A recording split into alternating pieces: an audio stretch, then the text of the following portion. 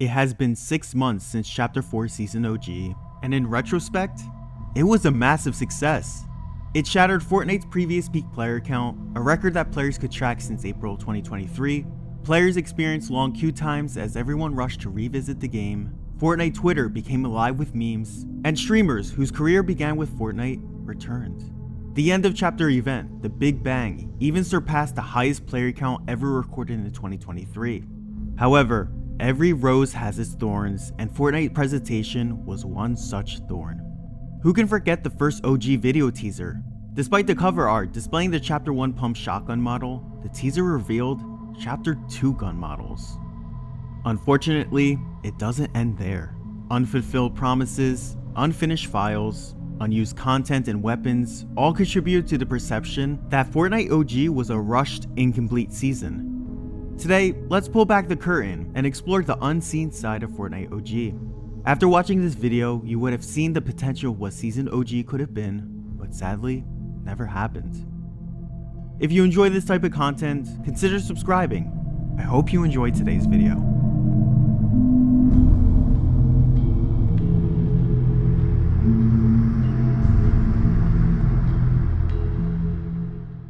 I've divided this video into different sections so you can jump to the topic that piques your interest. Before delving into Fortnite OG, let's quickly recap how the season came to be and its build up. In October of 2022, a group of Epic employees held a meeting in New York City.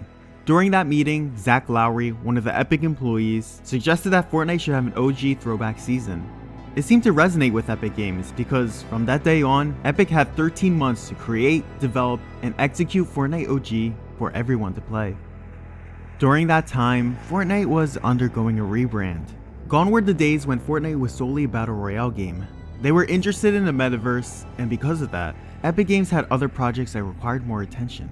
Projects like LEGO Fortnite, Rocket Racing, and Fortnite Festival. Because of this rebranding shift, the event team was reassigned to these projects and the focus shifted. But Donald Mustard believed in maintaining the magic of live events. Unfortunately, not everyone at Epic shared that belief. And the last season Donald Mustard oversaw was Chapter 3 Season 3, which was the Vibin season. I'll discuss this further in a future video. Just know that Epic was juggling numerous other projects, leading in a shift in priorities and a decrease in live events. While it was hectic behind the scenes at Epic, it was pretty quiet for the player base. Battle Royale continued as usual, and fast forward to Chapter 4 Season 4 to the release of Update 26.30, China and HypeX dropped a bombshell tweet. The tweet said we were returning to the Chapter 1 island. And with that, we started to see teasers around the Chapter 4 island. Kato Thorn had a time machine, and the date was set to July 12, 2018. Chapter 1 props starting appearing over Frenzy Fields, Mega City's billboard featured the Chapter 1 sky, content creators received Fortnite OG care packages, and big name streamers like Courage JD, Dr. Lupo, Tim the Tatman, and Ninja had Chapter 1 props in their backyards. Fast forward to October 27th, Fortnite officially teased that we would be going back to Chapter 1. Teasers continued in the form of rift shards until players pieced together these shards, which revealed the Season OG key art.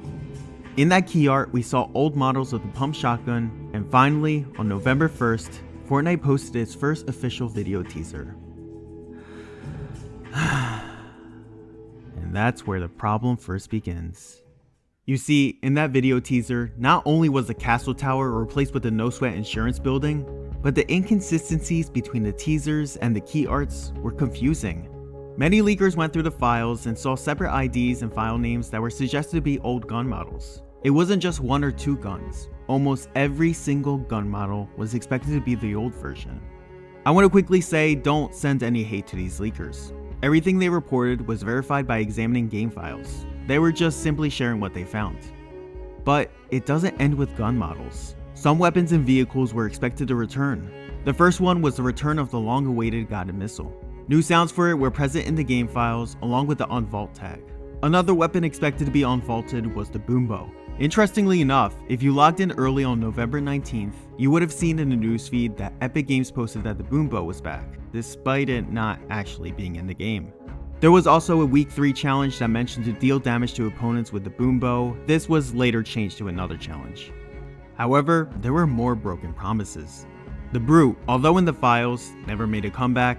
The Spire jump boots, which, okay, kinda random. didn't get unvaulted, along with the speed boost traps. Perhaps that tweet was meant for creative players? It was just bad timing. Continuing along the spectrum of unfulfilled promises, when revisiting Hypex starter Loophole tweet, he mentioned that both the grapple glove and the kinetic blade were expected to be unvaulted, but he thought it was a mistake. As it turns out, it wasn't. These items were supposed to appear through rift encounters. While we did get the grapple glove rift encounter, we were also expecting encounters with the kinetic blade, dirt bikes, and the shockwave hammer. All of these encounters were in the game files. Big gains corresponded to the grapple glove, clean cuts to the kinetic blade, grease monkey to the dirt bike, and burger blast to the shockwave hammer. There was supposed to be a 5th rift encounter, but there's not a lot of information about it. We can further confirm the kinetic blade return by looking at the daily quests. In weeks 3 and 4, the challenges included travel distance using the katana dash, and damage an opponent within 15 seconds of using the katana dash. Sadly, clean cuts, grease monkey, and the burger blast rift encounters were never enabled, suggesting that they were likely scrapped. There are also some small things I want to cover regardless what else has not happened, and videos that have been overlooked. First, for quests, we were expected to have Battlestar quests, collecting letters quests, and interactable quests. I know we had one interactable quest where we had to place a gnome, but we were expecting to get more memorable quests, like shooting clay pigeons, gliding or driving through flaming hoops, and time challenges. I guess it makes sense why they were scrapped. We only have 4 weeks to complete all of them. However, it would have been nice to see one of those quests again. We were also expected to see the touchdown catch LTM, as well as the floors lava LTM, but both of them never arrived for Season OG. Finally, do you remember those 30-second teasers that Fortnite posted during a major update? The first one was titled Return to Tilted Towers, followed by Darkness Rises, Chill and Treasure, which corresponds to Season 7 and 8, and finally, the Blast Off trailer. Yeah, in the first 3 trailers, the maps Epic used were from Chapter 1. For the Tilted Towers trailer, I want you to focus on the middle tower and note the 2 rectangles on the top, as well as a large one at the bottom. When overlaying the Season OG map, you'll find no rectangles. While people may argue and say that the map is blurry, then let's consider this. If we rewind the trailer and look closely at Loot Lake, we see mud along the shoreline. Comparing this to the Season OG map, there's no mud. However, using the Chapter 1 Season 5 map, it shows mud along the shoreline, and if we return to Tilted Towers, we can now spot the 2 rectangles and the larger one at the bottom. For the Chill and Treasure trailer, I won't spend too much time on it because it's pretty obvious. You can see Polar Peak covered in snow and Happy Hamlet is at the bottom. Additionally, Greasy Grove is covered in ice. A quick comparison reveals that it doesn't match the Season OG map, but it aligns with the Chapter 1 Season 7 map. Now, for Darkness Rises, here's where it gets interesting. For starters, the Loot Lake house isn't above Loot Lake, but there's a purple glow originating from that hole. When looking at the Season OG map, we see the Loot Lake house above Loot Lake. In the trailer, if you look closely, there are corruption zones where the cube rolled around back in Season 5, and when I compared the teaser video with the Chapter 1 Season 6 map, I noticed that the map had corruption zones lit up. After some research, I did manage to find an image where the corruption zones were not lit up, and the Loot Lake hole still had that purple glow. I would like to confirm and say they are the same, but what hesitates me is that purple circle around the Loot Lake hole. The image I found doesn't include that small detail, and based on what I learned in my last video, assumptions shouldn't be presented as facts. So, what if this map that we're seeing was the first mock-up of Season OG?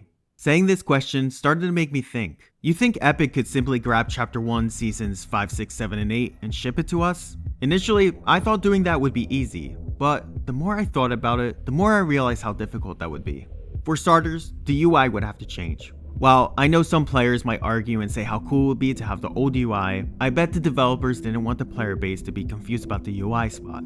Additionally, we need to consider game mechanics like sprinting, mantling, and sliding. These mechanics were implemented much later in Fortnite's development. Because of that, you might think that the developers could simply grab the mechanics code from Chapter 4 and paste it into Chapter 1, but this is where you would run into problems. Fortnite Chapter 1 was coded using Unreal Engine 4, while Chapter 4 was coded using Unreal Engine 5.1. Each version of the engine introduces new features, optimization, and changes. Using newer software for an older project build can lead to errors, glitches, and overall, a ton of incompatibilities. Finally, Fortnite uses UEFN to create live events, something that doesn't exist in Unreal Engine 4. So, it makes more sense to create a map from scratch using the latest engine. We've discussed how we were expecting old weapon models, returning weapons, rift encounters, and interactable quests. But did you know that mini-events were also the plan for Season OG? Oh yeah, 2 mini-events were planned. The first one is pretty confusing and there's not a lot of information out there, and is the fireworks over Retail Row and Tilted Towers. But I do have a theory. A game! I think this event was supposed to play in our first match when landing at these POIs. It was meant to feel like a celebration, a way of making our return to the island, but that's just a theory! Sorry I had to. Now, let's talk about the event that everyone was waiting for. Kevin the Cube. If you played Fortnite in Chapter 1, then you remember Kevin's journey. It spawned in, rolled around the island, left mysterious glyphs, melted into Loot Lake, and made Thanos Lake. Well, some of those elements were actually in the files for Season OG. We had the spawning animation, the set location of where the cube was supposed to appear, which was east of Fatal Fields, the rolling animation, the glyph printing, and the melting into Loot Lake. Notice how I didn't include any images of the glyphs or let the video continue when the cube rolled? Yeah, these files were a bit buggy. When the cube rolled, the camera shake lasted longer than the intended 3 seconds, and the intensity was so crazy that it puts other earthquake events to shame. As for the glyphs, some of them appeared above or below the island, definitely not where they were supposed to be. My guess is that Epic Games repurposed these files from Chapter 1 Season 5 for Season OG. However, since the Season OG terrain isn't a one-to-one copy of the original, these X, Y, and Z coordinates looked weird in Season OG. Perhaps time constraints led Epic to scrap the entire mini-event section, which is so upsetting. Leakers managed to extract only a small portion of the lightning sequence, and when they forced the sequence, the cube just appeared. Leakers said that most of the files were missing, and the Bounty Lake section remained unimplemented. Now, let's talk about the live event section. I want to emphasize that this part is largely speculative. I couldn't verify all these details, but I do want to share them regardless. About a month after the Big Bang event, a tweet was posted mentioning that 62% of the event was cut. When I investigated further, it started to seem plausible. Firstly, the event was meant to utilize grind rails, but it never happened. There was a video that Leaker showed demonstrating how it would look, but it wasn't much. Perhaps it was cut early in development.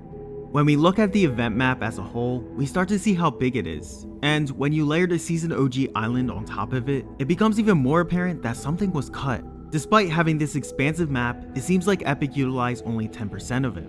One possible area that probably got cut was the Lego section. As we fly through the beach section, we encounter the entire desert biome, but it remains unexplored. Instead of exploring that area, we head into a cave, and then it abruptly transitioned into grassland, and that's not how it looked before entering the cave. Initially, I thought the Durburger and the Slurf sign were scrapped from the event, but I later found them in the rocket racing section. However, leakers found remnants of the Caddis monster, transmission towers, and the rocket, which none of them appeared in LEGO Fortnite, Rocket Racing, or Fortnite Festival. Although, it's possible that the Season OG map was overlaid onto this section, which might explain the rocket's appearance. I found this leaker that revealed that they found a pyramid mesh, possibly representing the Cube Queen's pyramid. If this mesh is the Cube Queen's pyramid, this theory aligns with a tweet that someone posted on December 30th, which shows a video of the mothership getting sucked into the 0 point. It's entirely possible that there could have been a section of the event where the Cube Queen discovers the 0 point and initiates her whole sideways takeover before the 7 managed to stop it before further damage was done. If this was the case, it'll explain why we saw the sideways chest during downtime for Chapter 5. If the mothership video is real, it would mark the second time an end of chapter event featured a mothership scene that was scrapped. Remember, all of this remains speculative and the sources may be incorrect. Regardless, the tweet about 60% of the event being cut, the grind rails not being utilized, the event map size, the remnants of the Caddis monster, the transmission towers, the rocket, the discovery of the pyramid mesh, and the mothership's interaction with the 0 point hints at a storyline that may never be told. Reflecting on Chapter 4 Season OG, it's pretty apparent that Season OG was arguably one of the best seasons of Fortnite for both new and old players. The inconsistencies and unfulfilled content were overshadowed by record-breaking player count and nostalgic excitement. Despite the challenges behind the scenes at Epic Games, the season left an unforgettable mark on the community. Looking ahead, Fortnite plans to reuse the Season OG concept, but for Chapter 2, judging by their tweet and a recently leaked roadmap from 4chan. I hope that Epic Games correctly executes the next throwback season flawlessly, recapturing the excitement players felt during the game, just like we did during lockdown. I love you all, and I will see you very soon.